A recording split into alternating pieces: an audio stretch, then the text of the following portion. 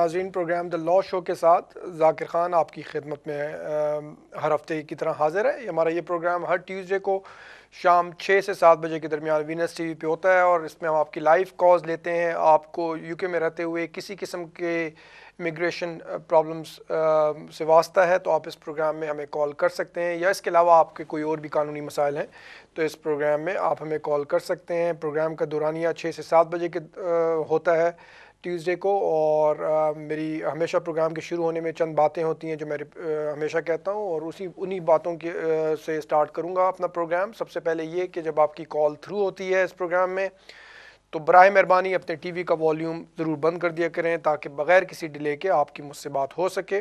अपना सवाल मुख्तसर और एक तक महदूद रखें। मेरी कोशिश होती है कि जो कॉलर्स भी इस प्रोग्राम में हमें कॉल करते हैं उन सारों से बात हो सके, तो अपना सवाल मुख्तसर और एक तक महदूद रखें बराए मेहरबानी। और सबसे इम्पॉर्टेंट ये कि जब आपकी मुझसे इस प्रोग्राम में बात होती है तो उसके बाद भी मैं हमेशा ये कहता हूँ कि बेहतर यही होता है कि अपने केस से रिलेटेड जो है डिटेल में किसी भी वकील के पास जाके डिस्कस कर लिया करें, क्योंकि वक्त मुझे इस प्रोग्राम में इजाज़त नहीं देता कि मैं डिटेल में आपसे आपका पूरा केस डिस्कस कर सकूं। मैं आपको जितना पॉसिबल होता है मैं गाइड कर देता हूं, लेकिन कोई भी अगला स्टेप उठाने से पहले किसी भी वकील के पास जाके डिटेल में अपना केस ज़रूर डिस्कस कर लिया करें। ये तो नाज़रीन वो बातें हुई जो कि मैं हर प्रोग्राम में रिपीट करता हूँ। मैं उम्मीद करता हूँ कि इस प्रोग्राम से आपको ज़रूर फ़ायदा हासिल हो रहा होगा इंशाल्लाह। स्क्रीन पे हमारे स्टूडियो का नंबर आ रहा है और उसी नंबर पे आप कॉल करके मुझसे बात कर सकते हैं। वक्तन फ़वक्तन मैं जो भी कोई अपडेट्स आती हैं उस सिलसिले में इमिग्रेशन कवानीन से रिलेटेड मैं वो भी देता रहता हूँ। जिस तरह लास्ट वीक जो सुप्रीम कोर्ट का फ़ैसला था ब्रेग्ज़िट से मुतल्लिक कि यूके की पार्लियामेंट की अप्रूवल की ज़रूरत है गवर्नमेंट को, कि वो प्रोसेस जो है वो ब्रेग्ज़िट का जो प्रोसेस है जो कि गवर्नमेंट का इरादा है कि मार्च के एंड में वो स्टार्ट कर लें, वो नोटिफाई कर दें यूरोपियन जो हुकूमतों को। तो ये इस प्रोसेस को स्टार्ट करने के लिए पार्लियामेंट की अप्रूवल की ज़रूरत है। तो अभी तो मामला पार्लियामेंट में है। इस सिलसिले में अगर कोई अपडेट आती है तो मैं इंशाल्लाह अपने प्रोग्रामों में ज़रूर उसका बताऊंगा। लेकिन यूरोपियन जो नेशनल्स हैं या उनके जो डिपेंडेंट्स हैं यूके में रह रहे हैं उनको इस सिचुएशन के हिसाब से ज़रूर कोई ना कोई एप्लीकेशन जो उनकी बनती है वो करनी चाहिए, ताकि उनको बाद को कोई प्रॉब्लम्स का सामना न करना पड़े। नाज़रीन, वंस अगेन हमारा नंबर स्टूडियो का स्क्रीन पे आ रहा है और आप इसी नंबर पे कॉल करके मुझसे बात कर सकते हैं। मैं अपने प्रोग्राम के पहले कॉलर की तरफ चलता हूं और उनसे बात करता हूं। हेलो अस्सलाम वालेकुम जी। जी वालेकुम अस्सलाम। कौन सा बोल रहे हैं? जी सर, मेरा नाम शहजाद है। मेरा एक क्वेश्चन है आपसे जी कि मेरे पास रिटेन्ड ऑफ राइट है। सॉरी, आपके पास क्या है? और मेरी आवाज़ आ रही है सर आपको? जी आवाज़ जी बिल्कुल आ रही है। आप बोलिए, क्या आपका सवाल है? जी, मेरा स्टेटस है आई हैव, मेरे पास रिटेन्ड ऑफ राइट। अच्छा, रिटेन राइट ऑफ रेजिडेंस। जी जी। तो मैंने अपनी ना उसके बाद मैंने शादी की थी पाकिस्तान से, तो अपनी वाइफ का ऑलरेडी मैंने वीज़ा अप्लाई कर दिया, लेकिन मेरे सिस्टर ने मुझे कहा था कि आप स्पाउस एप्लीकेशन करें। तो मैंने ऑलरेडी स्पाउस एप्लीकेशन कर दी हुई है 2 महीने से, और मुझे अभी तक कोई डिसीजन नहीं आया। वो कह रहे हैं, मैंने 1-2 दफ़ा कॉन्टैक्ट भी किया है, तो उन्होंने कहा कि आप का केस डिलेड शो हो रहा है फॉर फर्दर वेरिफिकेशन। अब मैं कंफ्यूज हूँ क्योंकि मैं ई रोड पे हूँ। मैंने कोई गूगल सर्च किया, उसके मुताबिक मुझे उनका वीज़ा अप्लाई करना चाहिए था एज ए ई फैमिली मेंबर, क्योंकि मेरे पास रिटेन्ड ऑफ राइट है। तो मैंने फीस भी 1300 पाउंड 1395 पाउंड बल्कि 1400 पाउंड से फीस पे कर दी है प्रीमियम सर्विस के थ्रू।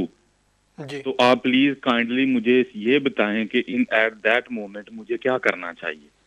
देखिए, इस मोमेंट पे इस इन हालात में तो फ़िलहाल अभी आप वेट ही कर सकते हैं। अगर आपने ऑलरेडी एप्लीकेशन की है, जिस तरह आप वो फर्दर वेरिफिकेशन कर रहे हैं आपकी जो एप्लीकेशन की, तो फ़िलहाल तो सवाए वेट करने के, और अभी आप मुझे बता रहे हैं कि 2 महीने का टाइम हुआ है, तो कोई बहुत ज़्यादा लंबा अरसा नहीं हुआ। मेरा अपना ख्याल ये है कि आप फ़िलहाल थोड़ा सा वेट करें, एक आध महीना एटलीस्ट, होपफुली उस वक्त तक कोई डिसीजन आ जाएगा। और अगर आप चाहें तो अपने सोलिसिटर के थ्रू उनसे रिक्वेस्ट भी कर सकते हैं ब्रिटिश हाई कमीशन से कि वो एप्लीकेशन जल्दी प्रोसेस करें, क्योंकि आपने प्रीमियम सर्विस का जो है वो फ़ीस पे की है। तो होपफुली उनका जैसे कि मैंने कहा विद इन अ मंथ और सो डिसीजन आ जाना चाहिए। लेकिन अगर फिर भी नहीं आता तो फिर आप अपने लोकल एमपी से भी रब्ता कर सकते हैं और वो भी एम्बेसी से रब्ता कर सकते हैं। उम्मीद करता हूँ आपको आपके सवाल का जवाब मिल गया होगा। बहुत शुक्रिया। अगले कॉलर की तरफ चलते हैं। हेलो जी अस्सलाम वालेकुम। वालेकुम अस्सलाम। कौन सा बोल रहे हैं? जी मेरा नाम शाहिद है, मैं ब्रेडफोर्ड से बोल रहा हूँ। जी शाहिद साहब बोलिए, क्या सवाल है आपका? सर दो छोटे छोटे सवाल है, जरा मैं टीवी पे सुन लूंगा आवाज जी जी खोल के, जी सवाल आप सुन लें। जी जी एक तो ये कि जो आजकल ईयू के जो मेंबर्स हैं, मतलब जब वो परमानेंट रेजिडेंस के लिए अप्लाई कर रहे हैं अपना टाइम पूरा होने पे, तो रफली कितना टाइम लग रहा है? हम्म। और दूसरा सवाल ये है कि मेरी बीवी जो कि यूरोपियन नेशनल है, उसको मेरे साथ रहते हुए अब 9वां साल स्टार्ट हो जाएगा। लेकिन इस यानी पहले जो 3 साल हमने अपने डॉक्यूमेंट्स इकट्ठे भेजे थे, तो उन्होंने 5 साल का वीजा दिया हमें, और फिर वो 5 साल का वीजा मुकम्मल हुआ तो मैंने परमानेंट रेजिडेंस के लिए अप्लाई किया। लेकिन उसको मेरे साथ रहते रहते ही तकरीबन उसने 5.5 साल मुतवातर एक जगह पे जॉब की, और फिर हम लोग मूव हुए उधर से, तो इधर ब्रेडफोर्ड आए, तो फिर 4 महीने का गैप आया। तो क्या 5.5 साल काम करने के बाद और 4 महीने गैप के बाद फिर 1 साल तकरीबन हो गया मेरी वाइफ को जॉब करते हुए, तो इस पे कोई मेरे केस पे असर पड़ेगा, या वो 5.5 साल वाले स्पैन को देखते हुए 5 साल की लिमिट में वो मुझे वीजा दे देंगे परमानेंट? बस ये सवाल है, अगर आपने कुछ मुझसे पूछना तो पूछ जी लें। मुझे ये बताएं मैं फिर टीवी कि पे मुझे सुन लूं। हमें पूछना है आपसे, मुझे ये बताएं कि जब आपने परमानेंट रेजिडेंस की एप्लीकेशन की तो उस जी दौरान ये जो 5.5 साल का जो टाइम आप बता रहे हैं, ये उस वक्त 5.5 साल का टाइम हुआ था और उसके बाद वो 4 महीने का गैप आया है, या उससे पहले का गैप है 4 नहीं महीने नहीं का? नहीं, जब मुझे उन्होंने 5 साल का वीजा दिया था ना, तो उससे 1 साल पहले वो ये जॉब कर रही थी। ठीक अच्छा। है? और फिर वो आगे 5 साल भी वो जॉब करती रही, और फिर ये जो अब अप्लाई किए ना, तो 5.5 साल मुतवातर वो जॉब कर चुकी हैं, और अब फिर दोबारा 4 महीने के गैप के बाद उन्हें 1 साल हो गया जॉब करते। लेकिन जो वो 5.5 साल के बीच में मेरा टाइम पूरा नहीं हुआ था 5 साल का ना, ये जो वीजा उन्होंने दिया था 5 इयर्स का, जी अब वो पूरा हुआ था, मैंने अप्लाई किया। तो एक बीच में स्पैन ऐसा है जो 5.5 साल मुतवातर जॉब है, फिर 4 महीने का तो गैप है, जब और अब 4 फिर महीने 1 साल जो पूरा 4 जॉब महीने है। का जो गैप आया है उस दौरान वो जॉब ढूंढ रही थी, कोई बेनिफिट्स ले रही थी, क्या सिचुएशन थी? नहीं नहीं, वो 4 महीने का गैप की वजह ये है कि उनके फादर की तबीयत खराब हुई थी, तो हम 3 महीने के लिए उनके फादर के पास उनकी कंट्री चले गए थे, और उधर से वापस आके फिर जॉब ढूंढी और जॉब कर ली। हाँ देखिए, इसमें बिल्कुल आप रखना चाहें तो आप टीवी पे सुन सकते हैं। मैं जी उम्मीद करता हूँ आप टीवी पे सुन रहे हैं। जहाँ तक आपके पहले सवाल का ताल्लुक था, जो टाइम है वो तकरीबन 6 से 8 महीने का आमतौर पे लग रहा है आजकल, जहाँ तक मेरा एक्सपीरियंस हुआ है परमानेंट रेजिडेंस के लिए जो ईए के।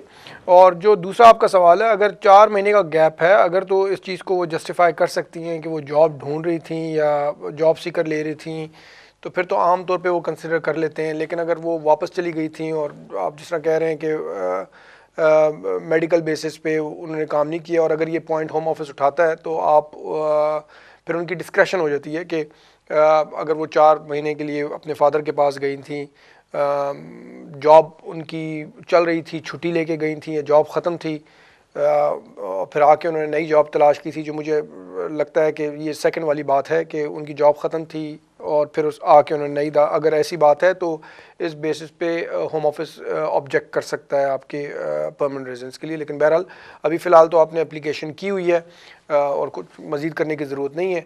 जैसे कि मैंने कहा, आमतौर पे 6 से 8 महीने का टाइम फ्रेम है, तो इंशाल्लाह होपफुली डिसीजन आ जाएगा और होपफुली आपके फेवर में आएगा। बहुत शुक्रिया। नेक्स्ट कॉलर की तरफ चलते हैं। हेलो हेलो, अस्सलाम वालेकुम। जी वालेकुम अस्सलाम। जी कौन बोल रही हैं और क्या सवाल है? जी मैं सिद्रा नाम है मेरा। जी जी बोलिए। सर, अगर असाइलम की अपील हमारी डिसमिस हो जाए तो उसके बाद हमारे पास क्या ऑप्शन होती है?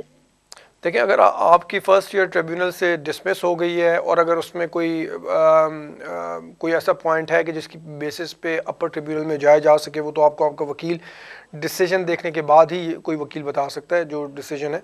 तो वही अपर ट्रिब्यूनल में भी जा सकते हैं, और अगर वो भी पॉसिबिलिटी नहीं है और कोई नया एविडेंस है, नई इन्फॉर्मेशन है, तो उस बेसिस पे फ्रेश एप्लीकेशन हो सकती है। तो ये तो डिपेंड करता है आपके सर्कमस्टांसेस पे। इसमें मेरा मशवरा ये है कि किसी वकील के पास जाके अपने सर्कमस्टांसेस के हिसाब से ही आपको कोई फिर वो मशवरा दे सकते हैं ना। ओके, लेकिन ये है कि हमारे पास और कोई एविडेंस नहीं है। जो हमारे पास थे वो हम पहले दे चुके हैं, उसके बाद कोई मजीद हमें नहीं लगता कि हैं। कितना अरसा हो गया आपको यहाँ पे रहते हुए? मुझे 7वां साल है यहाँ पे। अच्छा, और आपके कोई बच्चे भी हैं? नहीं आप और आपके हस्बैंड हैं? जी, मैं और मेरे हस्बैंड। जी, अगर आपके पास कोई और एविडेंस या कोई ऐसी मज़ीद वो नहीं है तो फिर तो आप दोबारा से फ्रेश असाइलम तो नहीं कर सकते, लेकिन आप फर्दर रिप्रेजेंटेशन करना चाहें अपने जो 7 साल की बेसिस पे या जितना जो प्राइवेट लाइफ की बेसिस पे तो वो करना चाहें तो ज़रूर कर सकते हैं। मेरे हस्बैंड को 14 साल हो चुके हैं यहाँ पे। जी, तो वही तो फर्दर रिप्रेजेंटेशन अगर आप करना चाहें तो ज़रूर कर सकते हैं, और बेहतर है इस सिलसिले में किसी वकील से रब्ता कर लें। बहुत शुक्रिया। नेक्स्ट कॉलर की तरफ चलते हैं। हेलो।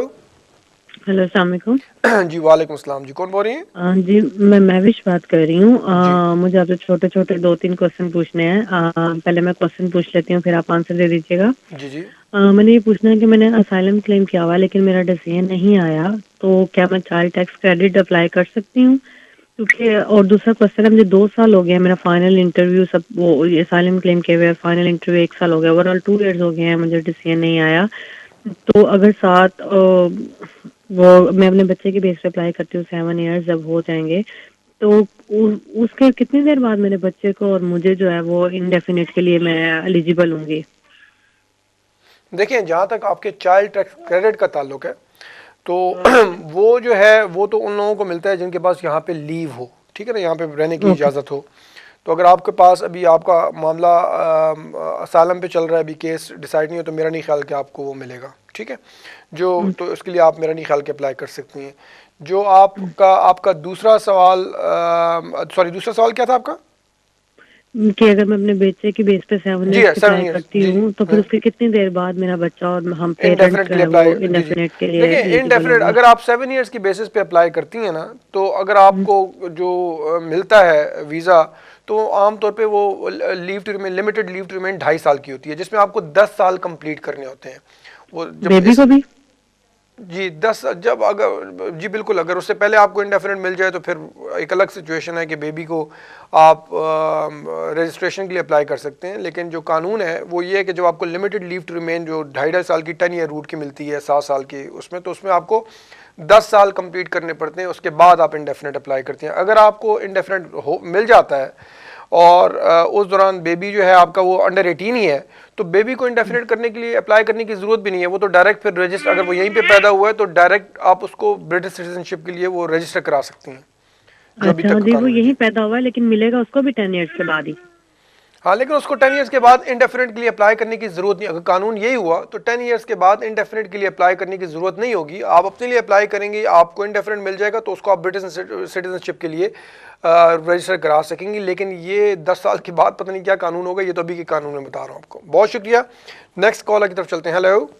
हेलो जी हेलो जी, मेरा एक क्वेश्चन था।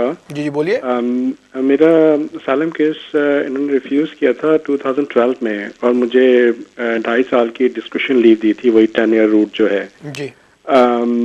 और मुझे सिर्फ पूछना ये था कि अब पासपोर्ट भी मेरे पास उन्होंने कहा था कि जी आपको ज़रूरत नहीं है ट्रैवल डॉक्यूमेंट्स की, आप अपना इंडियन पासपोर्ट ही रखें और बनाएं। तो मुझे पूछना ये था कि क्या मैं इंडिया ट्रैवल कर सकता हूँ, और मेरी एक्सटेंशन पे तो कोई फ़र्क नहीं पड़ेगा क्योंकि मेरा सालम केस उन्होंने रिफ्यूज़ कर दिया था डीएल पे। जी मैं इंडिया जाऊँ तो क्या क्राइटेरिया होगा? देखिए, आपका असाइलम केस उन्होंने रिफ्यूज़ किया, आपको जो 10 इयर्स रूट पे डाला है, जहाँ तक मुझे अंदाज़ा हुआ है वो आपको प्राइवेट फैमिली लाइफ की बेसिस पे या आर्टिकल 8 की बेसिस पे दिया है, ऐसी बात है? उन्होंने मुझे नहीं बताया कि उन्होंने किस बेस पे दिया है। वो आपके ये क्या आप अपील पे हुआ था, उस पे हुआ था? हम लोग जुडिशियल रिव्यू में थे, तो उन्होंने जुडिशियल रिव्यू के बजाय हमें कहा कि हम आपका केस रिव्यू कर रहे हैं। अच्छा, नहीं जी, तो आप लोग मतलब आपकी फैमिली में कितने बच्चे हैं और क्या? जी, मेरे उस वक्त 2 बच्चे थे और मिसेस थी। और बच्चों की एज क्या थी उस वक्त? उस वक्त बच्चों की एक बच्चा जो है वो तकरीबन 2.5 साल का था और एक बच्चा तकरीबन 5 साल का था। और कितना अरसा हो गया था आपको रहते हुए यहाँ पे टोटल? मुझे वैसे तो 2005 में मैं आया था एज एन वर्क परमिट पे, लेकिन असाइलम क्लेम किया था मैंने 2010 में। तो और आपको ये 2012 में दिया था? लीगल था। 2010 में मैंने असाइलम क्लेम किया था, तो 2012 में उन्होंने मुझे केस। अगर आपको असाइलम, देखें, आपको आपका असाइलम का केस जिस आप बता रहे हैं वो रिफ्यूज़ किया था। अगर आपको असाइलम का केस रिफ्यूज़ किया था, 10 ईयर रूट पे डाला है आपको, जो मुझे आपकी बातों से अंदाज़ा हो रहा है वो यही है कि आपको प्राइवेट फैमिली लाइफ के बेसिस पे जो आपने टाइम गुजारा था प्लस आपके बच्चे थे उस बेसिस पे उन्होंने आपको दिया है। अगर ऐसी बात है तो फिर आप इंडिया जाते भी हैं तो कोई ऐसे मसले वाली बात नहीं है, क्योंकि आपको असाइलम का केस तो नहीं, इन एनी केस वो आपका रिफ्यूज़ हुआ था, तो आप वापस जाएं तो मेरे ख्याल में कोई फ़र्क नहीं पड़ेगा आपके जो बाकी एक्सटेंशन के पे, फ्यूचर की एक्सटेंशन पे। बहुत शुक्रिया। अगले कॉलर की तरफ चलते हैं। Hello hello hello hello hello जी, हेलो जी, कौन बोल रही है?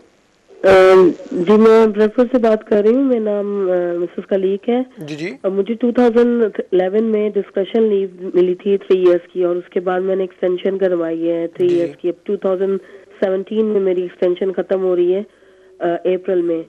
जी। मुझे मालूम करना था कि मुझे इसके लिए इस टेस्ट देना होगा B1 और life in the UK, but life in the UK में पास कर चुकी हूँ। देखें, डिस्क्रेशनरी लीव जिनको पुराने रूल्स के बेसिस पे मिली है, जो कि आपके साथ है 3 साल की, और वो 6 साल की बेसिस 6 साल बाद आप इंडेफिनिट के लिए क्वालिफाई करती हैं डिस्क्रेशनरी लीव पे पुराने रूल्स के हिसाब से, तो उन लोगों को लाइफ इन द यूके और इंग्लिश टेस्ट की रिक्वायरमेंट नहीं है इंडेफिनिट जब आप अप्लाई करते हैं। अगर आपने लाइफ इन द यूके किया हुआ है तो अच्छी बात है, लेकिन इनडेफिनिट के लिए जब आप अप्लाई करती हैं उसके लिए रिक्वायरमेंट नहीं है आपके केस में। हाँ, जब आप नेशनैलिटी के लिए अप्लाई करेंगी तो फिर आपको life in the UK English दोनों चीज़ें वो आपकी रिक्वायरमेंट हो जाती है। उम्मीद करता हूँ आपको आपके सवाल का जवाब मिल गया। बहुत शुक्रिया नाज़रीन, एक वक्फे का टाइम हो रहा है।